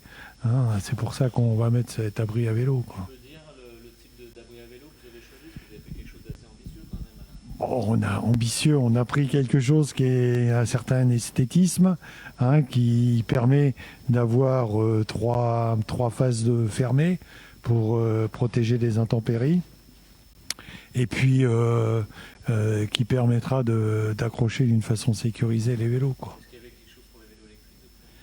On a regardé pour mettre une prise pour la recharge de vélos électriques. On se prendra... Il y aura une borne il y aura une borne voiture, mais une borne vélo non, puisqu'on a des difficultés de branchement. On pourra peut-être se prendre sur l'éclairage public, mais c'est pas évident. Ouais, mais pas gagné sur l'éclairage. Bon, il y aura un branchement pour les voitures électriques aussi. Donc, et puis dans les petites nouveautés, on en avait parlé au niveau du parking du Boulodrome. La commune a un terrain de 1000 mètres au fond entre le parking et puis la voie ferrée. Donc là, Belgin Settine, notre adjointe à l'aménagement du territoire, a proposé de faire un aménagement de jardin partagé. Donc c'est une super bonne idée, c'est bien placé et puis il y a quand même pas mal de personnes dans le quartier, donc ça peut faire un lieu où les gens se rencontrent. Donc ils sont en train de travailler avec le service aménagement pour délimiter les parcelles et puis de faire un petit règlement intérieur. Puis il faut que ça soit un lieu convivial, donc il y aura un point d'eau, on voudra que les gens puissent papoter tranquillement à l'ombre. Donc voilà. Il y aura un Il y aura aussi un emplacement pour le compostage collectif pour tous les habitants du quartier, quoi. Organisé par le site. Musique. Tu veux répondre, Annette? Tu connais la musique? Non? Alain, Jean, tu veux répondre? Pour l'école de musique. Hein, la question, c'est l'école de musique va-t-elle rester au même endroit? Visiblement non. Réponse non. Sait-on jamais. Visiblement non, puisqu'on l'a programmé à côté du parvis, des FIS et le gymnase. Pour plusieurs raisons. C'est que pour des problèmes de réseau, hein, par exemple, on envisage même pour ce secteur, y compris, on en est qu'au tout début. Hein. On essaye de voir si on peut faire des économies d'énergie, c'est-à-dire de grouper les chaufferies, c'est-à-dire d'avoir qu'une chaufferie commune, par exemple. Hein, pour cette zone-là. Donc, on ne va pas en créer une à part. Et puis, il y a une question de fonctionnel, c'est-à-dire que si on fait l'école de musique à l'endroit où elle est, ça me fera plaisir parce que je ne serai pas loin pour aller jouer de la musique, c'est un fait. Mais on aura un grand problème, c'est pendant 2 ans de travaux, on n'aura pas de musique, puisque les bâtiments seront détruits et reconstruits. Donc c'est difficile. Et puis donc ce quartier-là, comme on le disait tout à l'heure, est organisé. On a un projet, donc je vous disais en entrée de ce débat, avec le CAE qui nous aménage, qui nous fera une proposition d'aménagement. Et donc effectivement, il y aura de l'espace public, des bâtiments publics, un petit peu de commerce. Le maire a parlé de logements, mais ce sera des logements, j'allais dire, ça sera ça sera relativement modéré à ce niveau-là, puisque à l'heure actuelle, on va signer un permis de construire dans le même quartier, derrière le Clos de Barmerousse, pour 21 logements supplémentaires. Donc Clos de Barmerousse plus le Clos Corbin, plus cette copropriété, ça fait déjà un nombre de logements satisfaisant. Et faut penser qu'il faut réagir avec les écoles en fonction des logements. Voilà. Une dernière question, parce que je vois que c'est tard là, de Monsieur Janssen. Dans quel sens la rue du Mont d'Arbois pourra-t-elle être empruntée, Alain? Oui, alors ça a déjà été évoqué tout à l'heure par Jean Fontaine. Entre les sens de circulation de la rue de Charousse et puis la rue du Mont d'Arbois. Donc la rue de Charousse, elle serait dans le sens Salvador Allende, rue de la Coutetaz, et la rue du Mont d'Arbois serait dans l'autre sens. Surtout pour faciliter l'accès à ceux qui viendraient du fond de Chède ou du centre de Chède, pour pouvoir accéder au bureau de tabac. Ça, c'est le circuit le plus court. Voilà. Puis dans le sens contraire, on a des problèmes de visibilité de priorité à droite. En plus, ouais. Bon, écoutez, est-ce que je regarde les dernières questions qui arrivent? Attention, Daniel Dumas, quand on passe sous le pont, beaucoup d'enfants et de vélos passent dans les deux sens. Laisser ce passage dans les deux sens, ce serait bien pour les enfants qui vont à l'école. Oui, mais ça, c'est ce qu'on a dit, Daniel. Donc, on laisserait ça aux piétons vélos dans les deux sens, mais on supprimerait les voitures de ce passage-là, sauf pour le parking de ceux qui arriveront côté rond-point du Faubourg pour se garer les parkings privés vers le commerce. Il n'y a pas de souci. Ok. Écoutez, je pense qu'on en a. Alors, vous en avez pas marre de faire du béton. On va clôturer là-dessus pour rigoler parce que il y a quelqu'un, Monsieur Jean-Claude Carrier, qui est apparemment très en verve.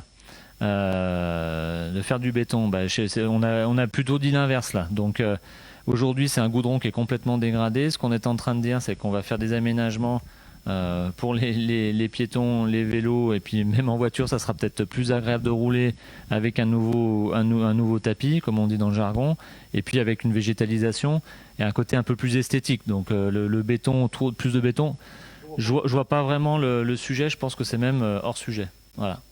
En tout cas, merci à vous pour les nombreuses questions, les nombreuses interventions. Vous pouvez encore contribuer, envoyer vos mails par rapport à vos remarques, vos suggestions et la version courrier, parce qu'on en a reçu quand même pas mal. Donc c'était quand même une bonne idée de faire la version courrier, parce que tout le monde n'a pas Internet et c'est bien.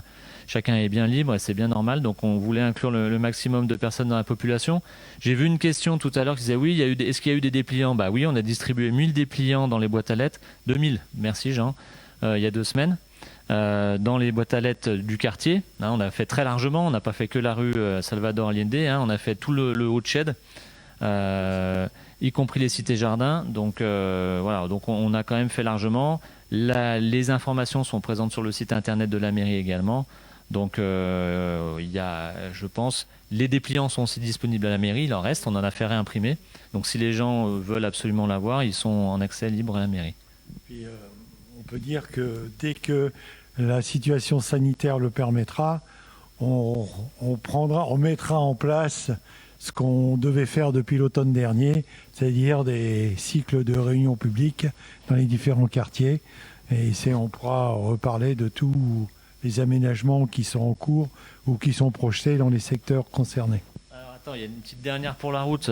Jérémy Benbihi qui nous dit: est-ce que les réseaux d'eau qui seront refaits, notamment ceux avec les regards de visite des eaux usées et eaux pluviales, seront dans les bandes de roulement des véhicules comme c'est le cas dans la rue de l'Aérodrome? Ah ouais, parce que c'est vrai que c'est le cas à Salange dans la zone, dans l'avenue André Lasquin. Hein, les grilles sont en plein dans les zones de roulement des voitures. Donc les gens font des écarts, c'est super dangereux, notamment pour les vélos, et c'est pas agréable pour les vélos. Donc ça, j'ai pas ce niveau de détail là, mais je pense que c'est prévu de pas faire. On y pense, mais malheureusement, il y aura certains endroits où ça sera juste. Ah ouais. Bah, par contre, il faut faire en sorte d'avoir. On est limité par tout ce qui se passe dessous. Ouais, c'est par ce qui se passe dessous. Voilà. Mais bon, après, on a aussi des solutions. Hein. Il y a certains tampons qu'on peut éventuellement cacher, c'est-à-dire laisser sous l'enrobé. Et puis faire le pari qu'on n'a pas d'intervention rapide à faire dessus. Et qu'on peut... Un tampon, les tampons d'assainissement sont généralement tous les 45 mètres. Donc on peut faire le pari qu'on peut prendre le suivant. Quoi. Bon, c'est vrai que c'est intégré. On fera en fonction on intègre la remarque, mais c'est vrai que c'est quelque chose de pénible, mais on a certaines contraintes. Bon, écoutez, merci à vous. Je vois que les gens quittent la conversation. Merci pour vos remarques. Et puis, on poursuivra l'exercice. Hein, comme le disait Alain, quand on fera des réunions publiques, c'est quand même mieux d'être en direct. Et puis, en tout cas, on poursuivra la réflexion. Donc, on va annoncer quelques prochaines réalisations. Il va y avoir des travaux chemin de Lille. Et puis, ça va concerner la circulation à la Ravoire. Donc, pareil, c'est la prochaine concertation qu'on engage. Il y a 900 000 € d'investissement pour refaire tous les réseaux d'eau usés et mettre en séparatif. Et puis pareil, on va intégrer une réflexion sur le sens de circulation et puis la réflexion l'aménagement de la voirie qui est dans un état lamentable. Donc ça, c'est la prochaine réflexion, concertation que sera organisée par Annette de main de maître. Là, elle a bien pris le pli. Voilà. Et puis on aura d'autres choses à vous proposer. Et puis début juin, pareil, alors ça sera sous forme de déambulation avec le CAUE. Donc comme vous disait Jean tout à l'heure, c'est le Centre d'architecture, d'urbanisme et d'environnement de Haute-Savoie, avec qui on travaille pour le réaménagement du centre de Shed. Donc là, on invitera les citoyens, y compris les commerçants. On a gardé un jour pour que les commerçants du quartier puissent venir. Hein, c'est un lundi, donc je crois que c'est le 5, on avait dit le samedi 5. On recommuniquera, hein, je ne me rappelle plus exactement. On l'avait déjà mis sur les plaquettes. On l'a mis sur le dépliant qu'on a distribué dans les boîtes à lettres, où là, les gens seront invités à déambuler, de faire une promenade dans Shed et faire part de leurs avis, de leurs ressentis. Et puis, on aura des graphistes et des plasticiennes qui mettront tout ça sur un panneau, qui illustreront un peu les impressions de chacun, ce qui permettra déjà d'avoir un peu les impressions du quartier, de savoir comment un peu orienter nos projets. Bon, on a quand même quelques idées en la matière, mais c'est intéressant de confronter avec le terrain. Donc voilà, on reprendra contact, attache avec vous et on communiquera largement sur cette étape-là. On vous remercie tous, merci à tous et puis bonne soirée.